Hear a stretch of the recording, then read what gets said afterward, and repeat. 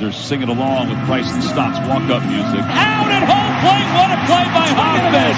He got him, and the ball game and the series are over. Home run for Kyle Schwarber. Castillo goes in, and the Phillies have the National League Championship.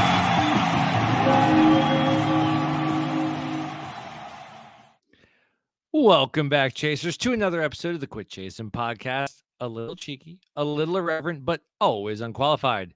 We are at the point in the season where the finish line to the regular season is in the distance. We still have games to play and things to play for, but the weather is turning and the nights are getting longer. So let's get through the midpoint of September together. I'm Alex Kruger. That's Danny Gerb. Danny, say hi to the folks. Hey, what's up, everyone? How you doing tonight, Alex? I'm doing fantastic. Danny, what the hell was that at the beginning of the intro? They're bad boys. They're making us wait for it. Who was the artist on that? The Bad Boys. The Bad Boys was the name of the artist? Yes, the Bad Boys was the name of the artist by the Phillies. The Phillies are the bad boys making us wait for it. Dude, I'm telling you, this one game, this magic number one to clinch the playoffs is going to hang around for a couple days, and it's peeving me off.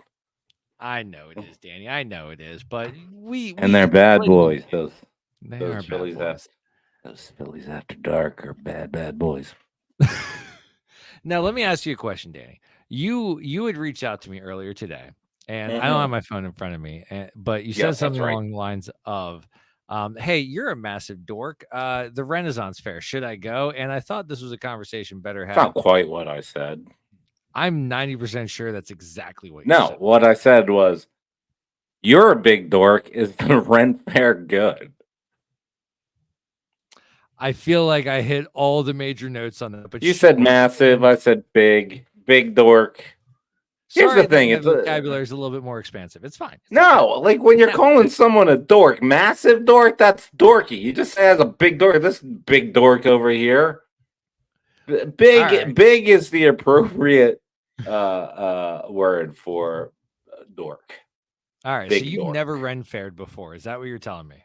Yes. And I just assumed by your large dorkiness that you are a big fan and know the ins and outs. Super big fan of the Ren Fair. Not gonna lie. Are you? Are you really? Absolutely. Are you kidding me? 100%, bro. Dude, All right. I'm trying so hard not to swear, but I'm so excited just talking about the Renaissance Fair. Like, you gotta remember, I've read Arthurian legends. Like, I thoroughly enjoy medieval stuff. Like, those were my favorite Final Fantasy games. I enjoy all of that nerdy crap. So here's the thing about the Ren Fair, okay? Yeah. If you can get over yourself and allow yourself to kind of play into the theme of the day and the world that you're stepping into, you're going to have a great time. If you're too cool for school, when you walk through those doors and you're just there to make fun of everybody, you're not going to have as enjoyable of a time as if you just kind of like let down your inhibitions, let down your hair, and just have play into it, man. Just play the hell into the game. Let yourself out of your normal life for, an afternoon and have some fun. Eat a turkey leg, but go with my lord and my ladies, man. Bend the knee when the king's corsairs comes by you. Just fucking go for it, dude. These are the things that I want to know. First of all, okay.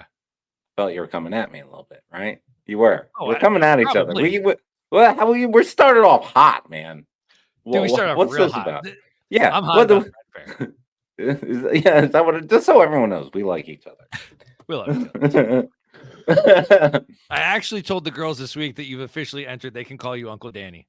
Oh, really? I feel that's huge. Yeah. It's you, it's Poopo, and it's Heisey. You are the three uncles in their lives. So nice. Aside from their actual physical uncles. Right. I'll tell you what. My time with them, I have enjoyed that. They're sweet, man. You raised two sweet little girls. They're great. I was a little disappointed that they weren't around for the 999. Not that they probably should have been, but no, there's no way. That is not good parenting. I am not going to 999 in front of my under 10-year-old children. No, but you've got a cute, sweet little family. So thank you. I feel privileged by that, even though I am the grumpy one. Damn right. But that's okay. So anyways, Uncle Danny, so tell me about your Ren Fair-ism. Well, no, so here's the thing. I that's the stuff I wanted to know. Do you have to dress up? Is there lingo? What if you don't hear the lingo? Also, I'm not a big dork like you are, so I don't know who my liege or my lady would be. And like, I'm bend the knee. What the hell does that mean? And who am I even doing it to? This dork or that other dork? They're all just dressed up dorks. I don't know which one's which. All right, so there's a difference between bending the knee and like bowing. Okay, like you genuflect to God. Now we're you getting bow to the somewhere. Priest. Okay, Uh-huh. so Yeah. like the king is who you bend the knee for. That's who you get on a knee for. Like it's Arthurian legend. But like your lord, your vassal, like whatever, you just give him a bow. It's okay. What I would recommend, and I know you won't do it because you're against things that are popular, is watch like the first 3 episodes of Game of Thrones, and you'll be fine. You'll be set into that mindset of that medieval world. But you don't have to dress you don't have to dress in character. It's more fun if you do. And the actors, like you gotta remember, it's immersive theater. Okay. The people that are working it, they are expecting you to be willing to be a part of the dramatic conversation that you're about to have in live action. So if you play along, they're gonna play with you, they're gonna love you, like you're gonna have a better time. What if you're a casual spectator? Like, what do I have to do to not be talked to? Don't raise your hand when they ask for things. Maybe don't make eye contact all the time. Like there are certain things, that elicit audience feedback. There are certain things that don't. There are some things that like you just do what you do and it's fine. So know what's what. You're old enough that I'm pretty sure you can parse out what's going to be highly interactive, what's not. I know how to navigate a crowd. Yes, I've seen one or two. One or two in your days, but go enjoy a couple of stalls. Get a flagon of mead, get a turkey leg on a stick or whatever. Enjoy the sights and sounds. All right, but like, do you dress up? Is what I want to know. If so, like I don't have a medieval costume, and if I was gonna do it, I wouldn't want to half-ass it. So like I'd want to spend some money on it, but like I'd rather spend money on like electricity. So no. But if I had the ability to, I would in a heartbeat. I would do it without even thinking twice. Lord Arthur Deedle would ascend the medieval landscape. Oh Oh, yeah, bro, it's Arthur the thing, man. Deedle. Arthur Deedle, yes, Sir Arthur Deedle. Okay, No, all right. Well, yeah. respect. Well, yeah. Of course. I'm sorry. I didn't know he was knighted. Okay, Him and Sir Elton John, good company. Sir Anthony Dominguez. Yeah, right. Speaking of which, there was a DFA down in Baltimore. I'll tell you these days. Yeah, they're DFA'd them pretty hard. Not Sir Anthony, we're talking about Kimbrough. But okay, all right. So, final question on this, and we can move on. Please. It said time period pieces. So, could I dress up as the gingerbread man from Shrek? There is nothing where my wrong, head went. actually. That is a medieval time period. That is a great comp and a great piece of IP to. No, that's well done. Well done. No, that's wonderful. Wonderful. Watch your gumdrop buttons. Yeah, definitely. I told Kim she could be Lady Shrek, and then she said that she wouldn't because I didn't even know her name. Her name is Princess Fiona. That's okay. Well, I found that out Okay. after like 50 guesses. I ended up, my final guess was Princess Shrek, so I was getting real close. I think by where we're at in the series now, maybe it's even Queen Shrek. I forget. It's like 5 movies deep. Justin Timberlake was in one of them. It's been weird. Yeah. You know what? That's a fever dream that I just might have to go down. It's not half bad. I will say, if it weren't for the kids, I would have only ever seen 2 Shreks. But once there's popular IP, like I've seen 3 or 4 of the Hotel Transylvanias, like 4 of the Despicable Me's. They're fun little romps. They're fun universes to hang out in. And they're all in the Shrek universe. Well, no, but they're all in their own self-contained. Fair enough. Danny, we have not talked about baseball yet, and because why would we? I don't know, but it's kind of what we don't get paid to do. So why don't we do that now? Folks, it is time for us to go through the week that was. I told Danny before to send me notes on the agenda as to what he wanted to throw on here. He didn't send me anything, and I didn't print it out. So get me to the post. That's where I'm at. Just get me to the post. Well, the first game after the last one that we recorded, New York Mets 11, Philadelphia 3. So last week, Danny asked me about that NOLA dust up, and I said, 'tis just a NOLA game. Well, this was the worst side of an Olde game. 2 different 3-run bombs in under 5 innings for Aaron. And Cody Clemens finished the night on the mound, giving up a home run, which means if he gives up 363 more home runs, he will officially have given up more than his father.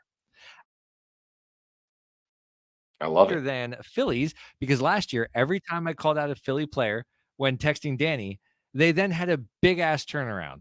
I needed that to happen here and was happy to have egg on my face for it. Because the next game, New York Mets 4, Philadelphia 6. Man, oh man, did this game ever start off exactly how the last one played out. Colby Allard finally got back from being sent down, which was supposed to be the answer to our 5th starter problems, and proceeded to last 3 innings, giving up 4 runs on 6 hits. But then we got a gift from the bullpen. Man, a young lad by the name of Taijuan Walker came in and pitched 3 scoreless innings to keep us in the game. Bryce Harper was so excited to see Taijuan on the bump, he finally decided to uncork not 1, but 2 home runs for the first time in a month. The Phillies fought back, and we took the win. Which brings us to the final game of the Mets series. New York Mets 1, Philly 2. Now, there are 2 types of low-scoring games. There's undisciplined plate approaches, and there's pitcher's duels. This was absolutely one of them. Chris Sanchez has been inching toward Ranger status for a few weeks now, but I knew it was official when Jack Fritz referred to him as reminiscent of Cliff Lee. And you know what? I have no counter argument. I love Chris Sanchez. I saw 3 games live last year, and all 3 were Sanchez starts. And at first, I hated it. But by the final game we saw in late September, I was thanking the gods we had him on the mound. Sanchez has such dirty stuff. His delivery is dirty. His command is dirty. His changeup, downright filthy. This is one dirty Sanchez. Hey-o! There, I contributed.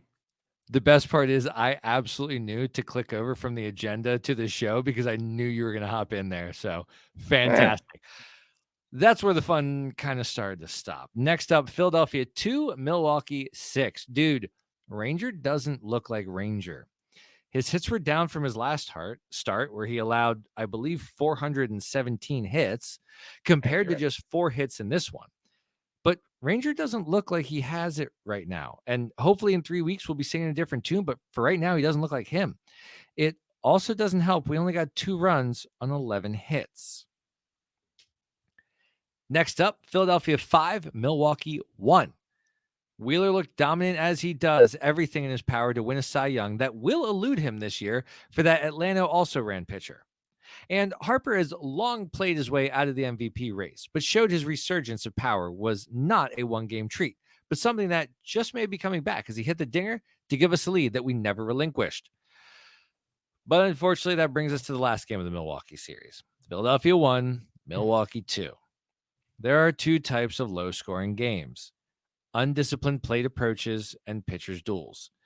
This was absolutely one of them. The Brewers had already clinched the NL Central before the game began, so obviously we were destined to lose this one. There's nothing more frustrating than going all 9 innings just to watch your team lose on a walk-off. Hate it, hate it, hate it, hate it. Maybe I have PTSD from the Braves clinching the NL East on our turf last year, popping bottles in our visitors' locker room, and the scoreboard giving them props. But man, I hate teams celebrating things when they beat us. I know their beating us had nothing to do with them clinching, but still, it angered me. Yeah, I wouldn't. They were doing that anyways, right? So they clinched the spot. That's what you do. It had nothing to do with the win over the Philadelphia Phillies. In fact, it had everything to do with the Cubs' loss earlier in that day. So I hear you. No one likes the visual, but my question is about it. Go ahead. Mm-hmm. My question is, what if the Phils were to have won that game? Are they both out there just mingling with each other? I don't know if you listen to High Hopes today, and we're giving them a lot of love. So, but they actually talked about that as well. Like, okay, are they both celebrating in both clubhouses? Like, does Reese slide on over like, hey, good job, guys? Like that's amazing. Also, another thing, and not to speak too forward, they mentioned a fun thing to think about. And I know you can't think about it because you don't believe this is going to happen. But if the Phillies were to somehow get a ring, to think about the characters in this story that are like Connor Brogdon getting a ring, like just there's some funny bits in there. Yeah. I got off tangent. Who? My bad. Yeah, no, that's Connor a Brogdon, fun Peter Ring, conversation. David Dahl. With Jake Cave, he wasn't here for the regular season. No, he wasn't. We're getting ahead of ourselves. I don't want to jinx shit. So yeah, I doubt it. Yeah, no, we are getting ahead of ourselves. That's a fun conversation. No, I saw they dropped one. I knew that I was getting out of work late and then only having mere hours before we recorded, so I held off because sometimes we say the same thing, and in my heart, I just always feel better knowing, like, cool, that organically happened. I didn't listen to it an hour before and then just regurgitated their show on mine because we're really not trying to do that. It happens, but we make a big effort to when we see your show to wait the ours. So I haven't mentioned Taiwanimist, so that's for the best.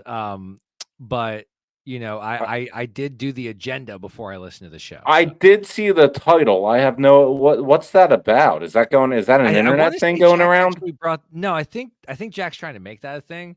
Just like this is the Taiwan fan club that just exists, but has been afraid to come forward. But like of every Jamoker we've seen in the 5-hole, like Taiwan didn't do any worse tonight than Colby Allard did, than Seth Johnson did, than Michael Mercado would have done. So you're paying the guy $20 million. You may as well get the damn innings out of him. Like he did what all of our other number 5s have done. So whatever. Team Taiwanimist, dude. I am 100% Team Taiwanimist. Like I've been a supporter on the show of Taiwan.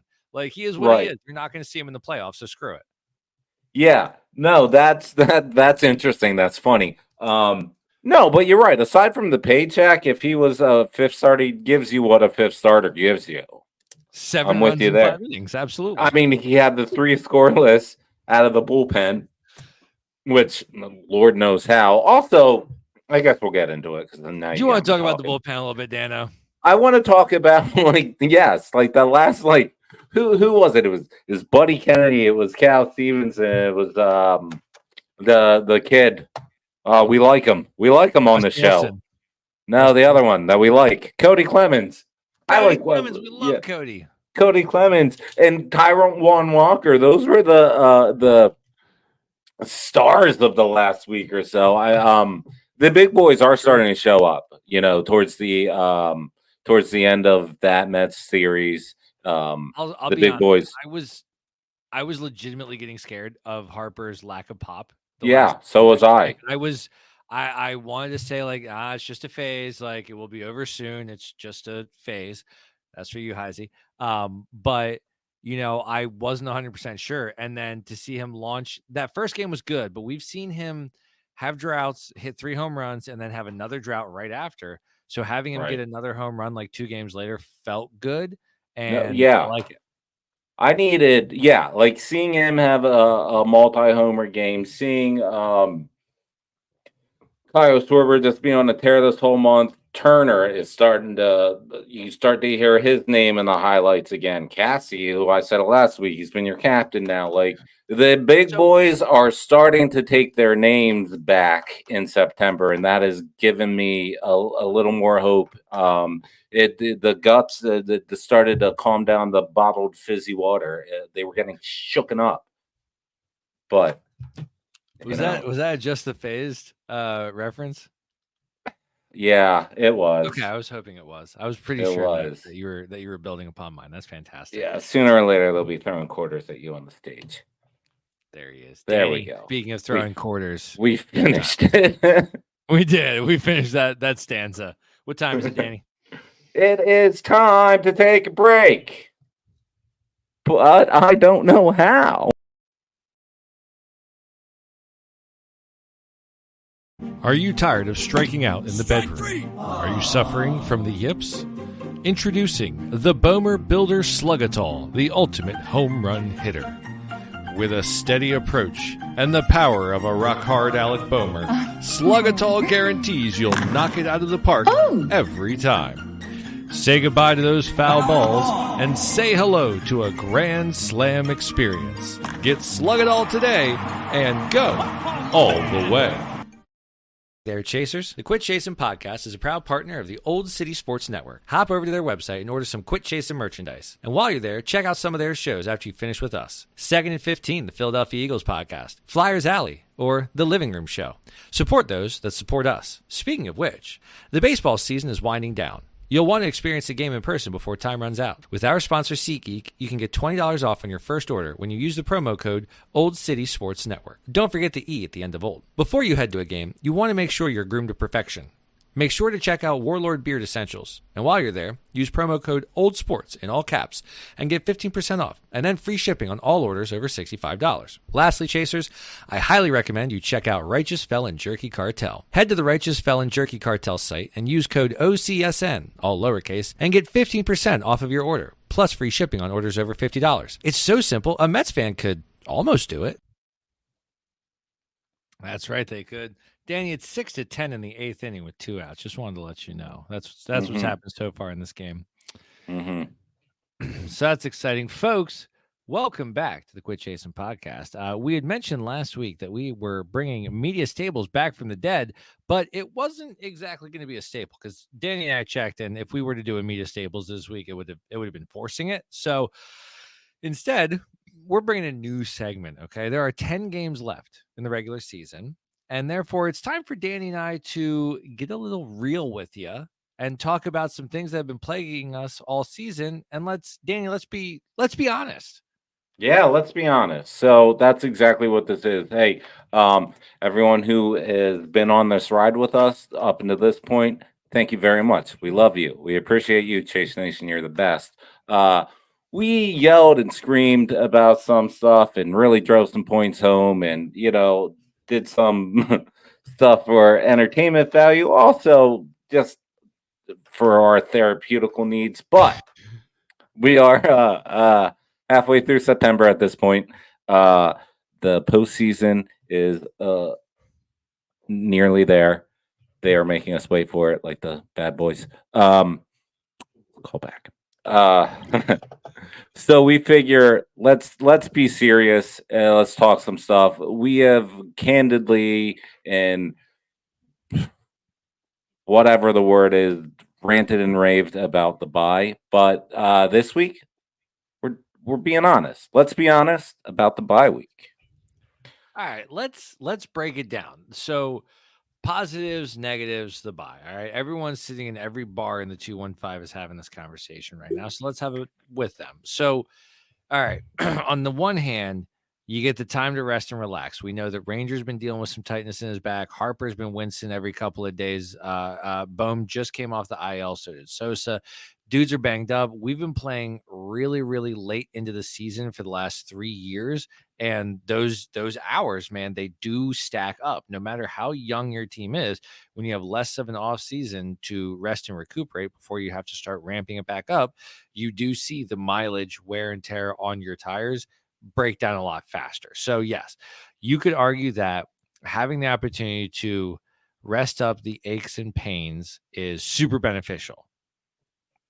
On the flip side of that, you run the risk of developing rust. You get out of your habits, you get out of your routines. You're not hitting the ball for a week, so it takes you a little bit to ramp back up, and that's where you run into the problem. So, Danny, when you weigh it all together, you look at this team, how it's made up, and how it is playing right now. Which scares you more, breaking down or being rusty? Yeah, that's tough with this team right now. Like, Both that's suck. the problem. Yeah, they both suck. Because, so here's the thing. They are 1-6 in game ones after a day off since the bye. That's insane. That's like the anti-Andy Reid stat. Right. And in a 3-game series, going down that first game is massive.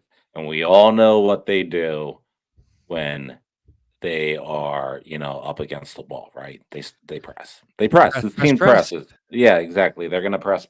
I mean, it's going to happen again this year. The only, thing that you have to kind of hope for is that they put themselves in a situation early enough that even if they do press, they can get out of it or squeak one out, or phenomenal pitching will, get them through, because these, 2-run games, that's not good for our boys, our strikeout kings. But on the other side of it, like, yeah, they need to work through some stuff right now, right? Yeah, they do. There's like some timing issues from some of the guys, some bullpen like work through stuff, even some starting pitching work through stuff. Like, I would like to see meaningful meaningful starts from Nola before the playoffs. All right. Don't you want to see another one? Chances are I they're think we get clinching 2 more, something. maybe. Well, yeah, we're gonna get Yeah. 2 more. We're definitely gonna get 2 more, but are they gonna be meaningful games? How long does it go? All that kind of stuff. So yeah, having that break to get a couple ice baths in, a couple saunas, a couple rundowns, rub downs, get the Advil flowing or whatever they do. You know what I mean? I sure do. All great and good. But, like, man, don't you want to see these guys work through some of this stuff? Don't you want them to be ripping a little harder than they are right now? I mean, they haven't Absolutely. crap yet. I mean, it's a foregone conclusion, but they haven't done it yet. And there's They 10 haven't games. closed out what they need to close out, which is asinine for Well, I where mean, we've that's been in, the like, story of this Phillies team, right?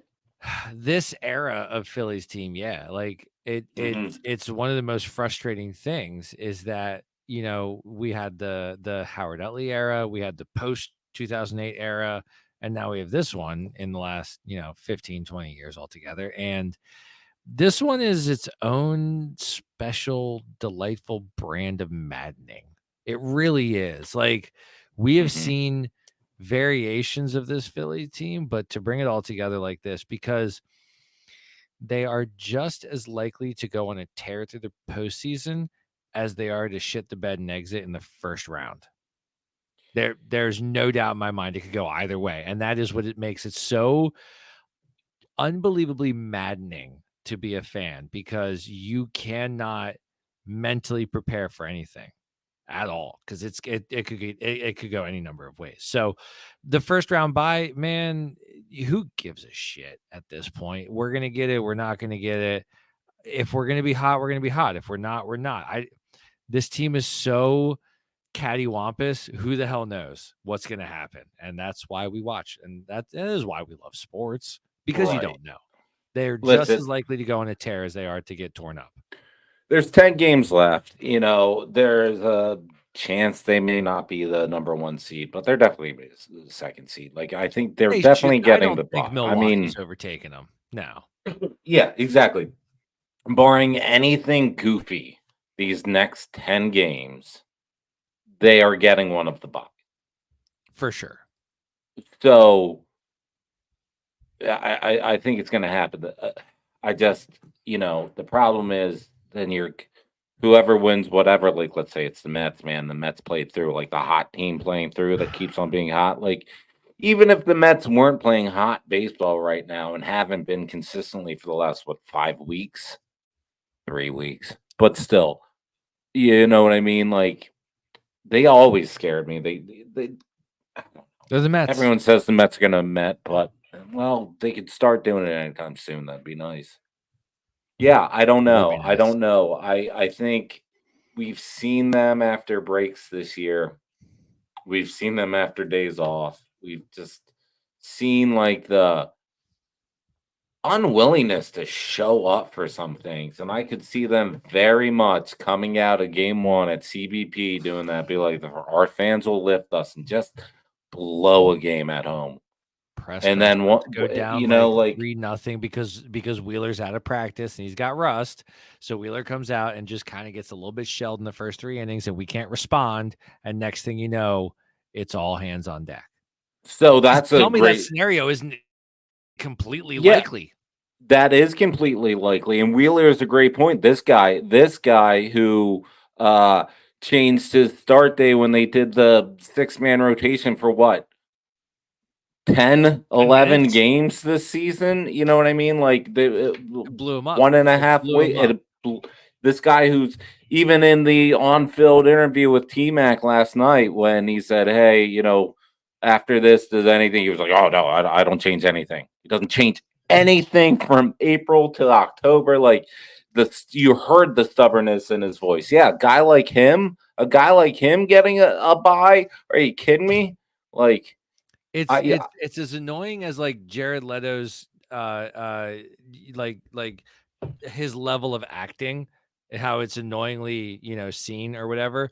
That's how Wheeler is with his routine. Like, I love Wheeler to pieces. I love him to death, man. He is probably my favorite pitcher since Doc. Like, I adore Wheeler, but man, his adherence to his routine, I don't love what the signs and portents that produces for what's going to happen to us in the postseason. Because, dude, you can't do a simulated game. That's not going to work.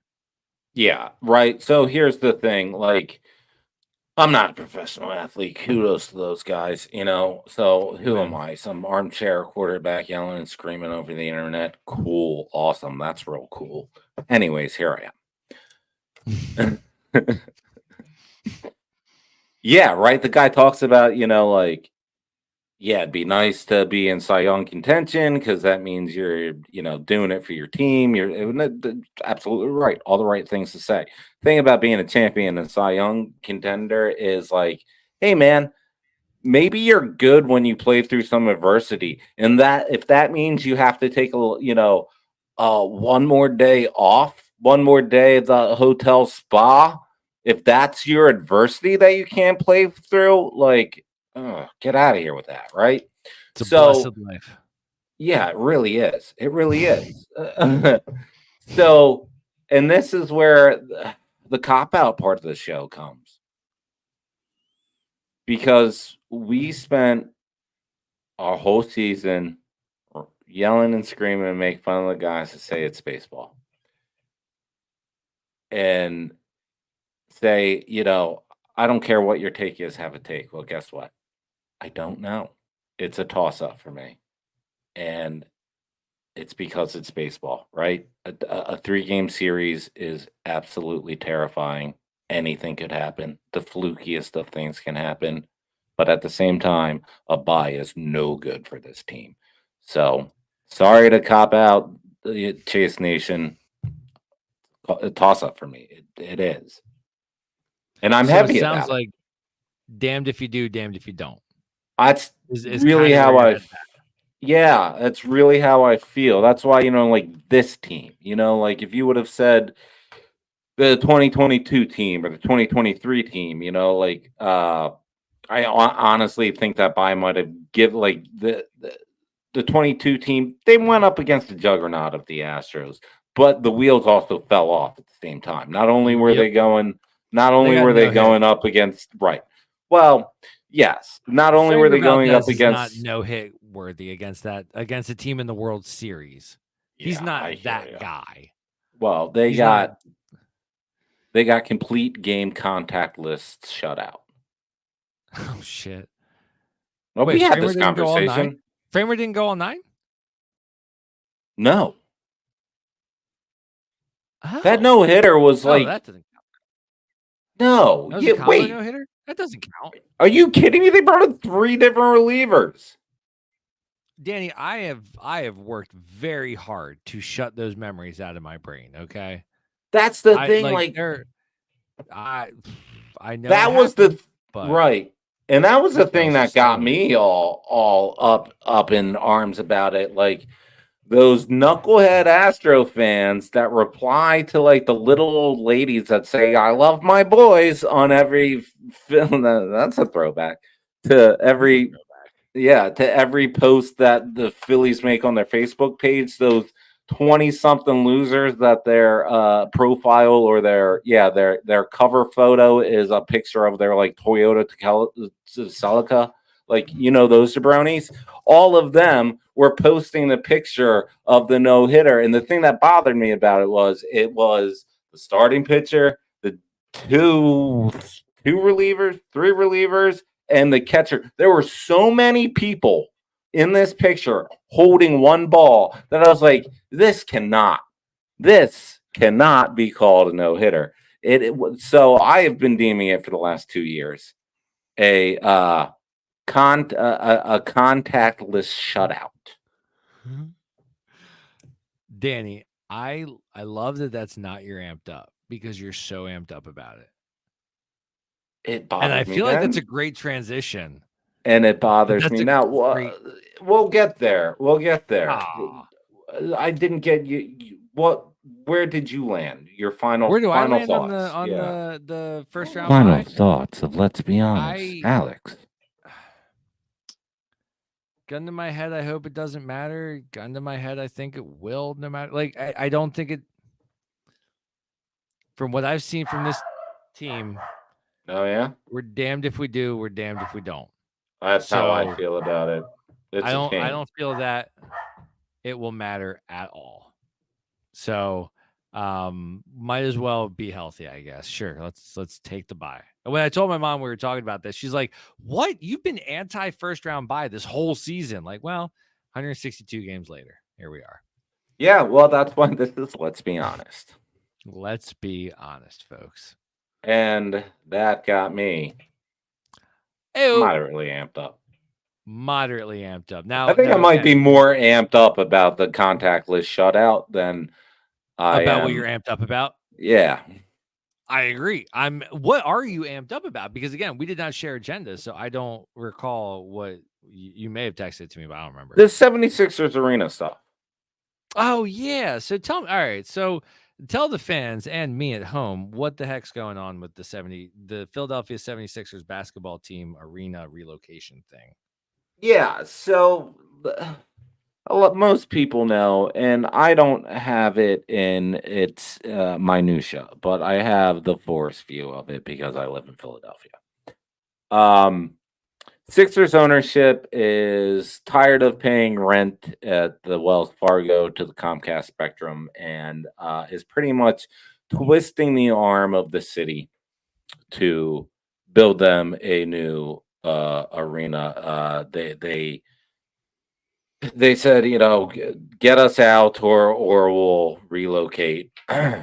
And you can't have your team move, right? You can't. But the proposed location is Market East. It used to be the Galleria, the mall thing, and then it turned into, they've rebranded it as the Fashion District. It's that area. It's like 10th, 11th Market, that type of area. It goes right back into the Chinatown neighborhood. It's just an awful area. Most Philadelphians don't want it there. The neighborhoods, the citizens and business owners of Chinatown definitely don't want it there. Sure. The city workers and commuters don't want it there. The people who essentially want it there are the politicians whose pockets are being greased by saying yes to putting it there, the labor union yuckity yucks whose pockets are being greased for being like, yes, we'll do it, and the Sixers ownership, right? That's really it. So, case in point, I had a buddy who lived in Philadelphia. He subsequently moved to like the Buffalo region, been up there for a couple years. He came down to visit, and I was talking about it, and he was like, so where are they talking about? And I said, like Market East, like that Chinatown area. And he audibly, not even thinking about it, says, oh, that's an awful idea. Last week, for infrastructure reasons? Yeah, I hear that the traffic's going to be absolutely asinine. Right. And the big proposal is that, it will be a commuter venue. There's access to the lines, which is great. If people wanted to use public transit, they don't. People don't use it. People don't want to use it. It's not good. It smells like piss. People drive to the games. People Uber in, they drive to the games. There are, obviously you take the Broad Street line to the CBP and Lincoln Financial. All people do, and people will, but the majority of people will not. And it can be done. They did the study saying it can be done if all this goes to plan, all this runs perfectly, if we have people that are doing this and working hard. But here's the thing: I love this city, but don't get the city involved with anything, because everything falls through the cracks. People won't work hard. Are you trying to tell me SEPTA's going to up their game because they're building this monstrosity? No, it's not. Like, let's just cut it out with this. There's a sports entertainment district. It's in South Philly. It's fine. Build them another one, man. Like, build them another one. The Wells Fargo and the Spectrum used to be there. It's an Xfinity Live now. Awesome. Guess what? There's crappy bars all over Philadelphia. It's Philadelphia. Like, I don't know. It's you ask insiders and outsiders, nobody wants it there except for special interest groups, ownership, and politicians, right? Most powerful people in the world, baby. Yeah. So that all came off of Sherelle Parker's announcement. I think it was last night. It was a closed door meeting, and she came out and said she approved it. It still has to go through City Hall, like City Council. But yeah, they bend the knee to whatever the mayor does, anyways. Also, they're like, all their pockets are in line too, so it doesn't matter. Whatever. Wow. I feel like my amped up is so quaint and so small in comparison to yours that I'm a little embarrassed to even bring it up now. This is a really weird show this week. I'll tell you what, for a guy that told me like, hey man, let's have like a really tight agenda and like just make this a real tight episode. We are loose as hell, brother. Yeah, this one's getting weird. This one is getting quite weird. So all right, well, I'm gonna do my amped up and let's see. Yes. This is so dumb in comparison, but okay. So my amped up this year, I think the number it was the 76th Emmy Awards, and I am amped up because the Emmys are garbage. There was a time when they were legitimate, when they were a true opportunity to raise up what was good and decent in the entertainment landscape, and they have since become just the stupidest collection of dumb I have ever heard. I really should have made better notes so I didn't come off sounding like a third grader with a third grade vocabulary, but hear me out. Somehow The Bear, an absolute drama, is running the table with comedies, and actual comedies have no chance of winning anything.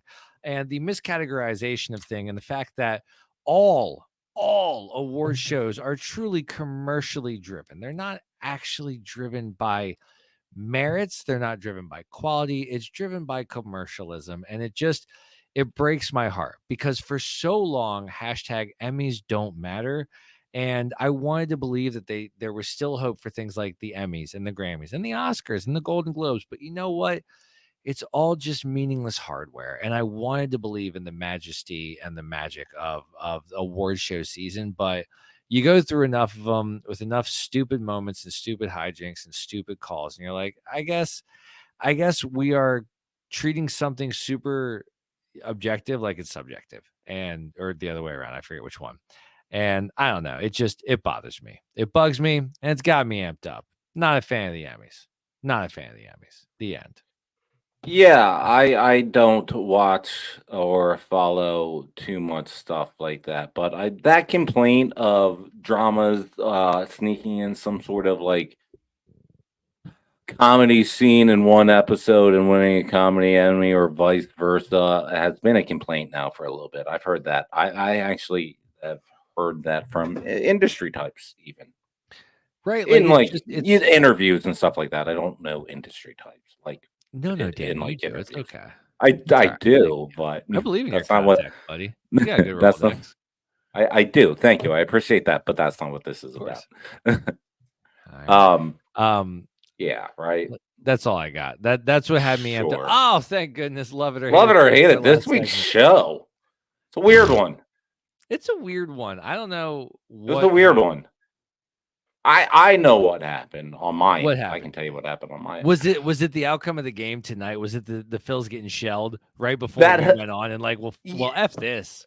Right, because I was kind of, yes, it's definitely a senioritis. I'm waiting for the postseason. I was waiting for like this game is in the bag to come in and be like, we clinched the playoff spot, and then like just naturally have a fun conversation about all that kind of stuff. And now we're waiting another day, and we've got 10 more essentially meaningless games of baseball. It's, we'll get into it more in the love it or hate it, why these next 10 games are a little more aggravating than they should be. Right? Than they should be. The fact that we're playing the Mets now, let's get into it. Magic number, Alex. You love it or hate it? Magic number, I actually really hate it. So to those that don't know, the magic number is essentially the combination of what it's going to take for you to clinch X in the playoffs. Is it a playoff spot? Is it your division? Is it the first round bye? Is it home field advantage throughout? What is that combination of your wins and your competition's losses that will get you there? The magic number can only ever go down. It can never go up. So once your magic number is 12, it's not going to 14. It can only go to 10 or stay where it's at. Magic numbers are a silly little way of tracking things. I think that broadcasts have gotten way too willy-nilly with how they use magic numbers. Like I think everyone's main magic number is probably different. There are some folks that like just getting into the playoffs. That's enough. That's the magic number I need to know. There are some folks that are like, no, the division. I need to be a division winner. That's the magic number I care about. And there's some folks that are like, no, the first round bye. That's the one I need to herald, and that's my magic number. So it is very fascinating. So to your point, Danny, and you hated this, the Milwaukee Brewers clinched their division yesterday before they even played a game, while the Phillies have not yet even clinched a playoff spot, but are in play and in line for the number 1 seed overall. So love it or hate it, Danny, magic number. Yeah, I mean, I hate it. Or is it just love it, hate it, postseason math? I guess that's what it is. It's postseason math, because that's what I was going to say. Like, we're starting off with math, so it's already a bad jumping off point, right? Speak for yourself. I love me numbers, but go ahead. I love all right. numbers. I don't. And then, yes, it's because of that. Like, so the Phillies are in the postseason, right? They haven't clinched it yet. We're waiting on the Mets and Braves loss at the same time, which at this point is going to be a Phillies win. I don't think the Mets lost tonight.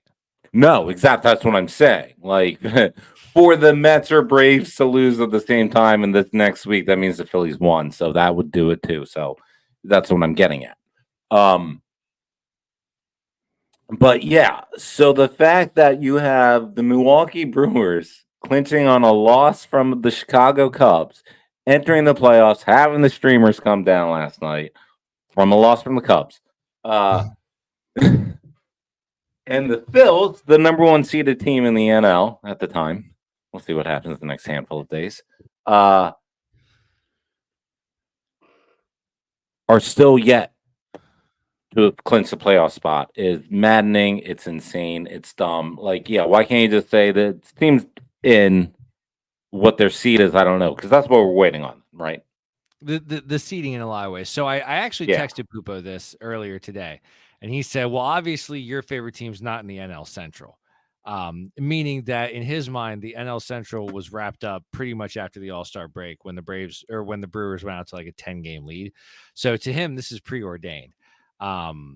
So, I got to give him credit for that. So it's a testament, I guess, that our division is a lot more competitive and a lot harder than the other ones. And on top of that, when you think of the fact that our division is a lot more competitive and we have 3 people vying for it, and the fact that for a lot of this season, we have had the best record in baseball, even with those odds, it's so funny that this has been the most maddening season of Philadelphia Phillies fandom in a long time, because they're doing the best that they've done in the 3 years that they've been on this tear. And we have been the least happy this year. Yeah, I would agree with you. That is exactly isn't that as Philadelphia as it comes? It really kind of is. It's strange. It worked out that way, but I mean, when everyone is labeling it a World Series or bust year, and John Middleton's yelling preseason after preseason and get his trophy back in Dynasty and run after run after run, when you see some of these problems, that just don't ever get fixed season after season, it makes it maddening. It does. It really does. And then on top of the fear, the PTSD of other postseasons and the fear of seeing hot teams burn through the bye week teams and watching a division rival who's given us fits historically get real hot at the wrong time that we want them to. I don't like It's hard it. to Also, believe this like, year. right. So there's also like a thing that yeah, all right. So Pupo is right. The Brewers ran away with it, I guess. Who was chasing them for a second or two? I guess the Cubs Was it were the a Pirates? little. Oh, the Cubs were for a hot second. The Cards, Yeah, kind of. I mean, the Cards were the ones that got eliminated last night. So I guess but I the mean, answer is the Cards, but not really. They weren't really competitive. Come on. It was even the as Pirates, and that's just because Skeens was the headline. That's so we just talked about them. That's all. yeah, exactly. I mean, I think the Cubs are something like 4 games back yesterday of a wild card spot. It's the third wild card spot, so I don't know what that's Right. saying. It's also 4 games. But I don't know. But it also goes to like the scheduling. We saw the Mets in London. Yep. For 2 And games. then For just 2 yeah. games. And there was also a 2-2 home and away series that we did earlier in the year. So our entire season series with the Cubs have been really stupid and weird. Like we had that Mets. 2 games there, 2 games here, 2-2 series. And then we had a 1-1 over in London. So what, Right. 3 home and 3 away, and that's it before this past week. Like that's insane. Yeah, that is insane. And yeah, I don't know. Didn't baseball schedules used to be all put together by like a couple like Mike and Penny from Dolphin? It was, they would just, like, with their wasn't it Mike and Penny's bankers and Dolphin? boxes. They would do It the was entire Mike and MLB Penny's. schedule for everybody. That's what I That's thought. who it was. It was. That's who it was. It was. Yeah. So love So and hate it, Alex, magic numbers, indifferent. Maybe that's Yeah. what the problem is this week. I don't care about anything, man. Just give me to the damn that postseason. that's kind of what I was getting at. Like I was kind of hoping on the juice of it being clinched. Like next week's gonna be That rough, wasn't even it. though Yeah. no, it wasn't. And then you put me in a mood. I don't know. I apologize, everybody. We will do better next week. It's impossible not to. It's a fact. That's a fact. Yeah. Other than that, everyone knows an ant can't move a rubber tree plant.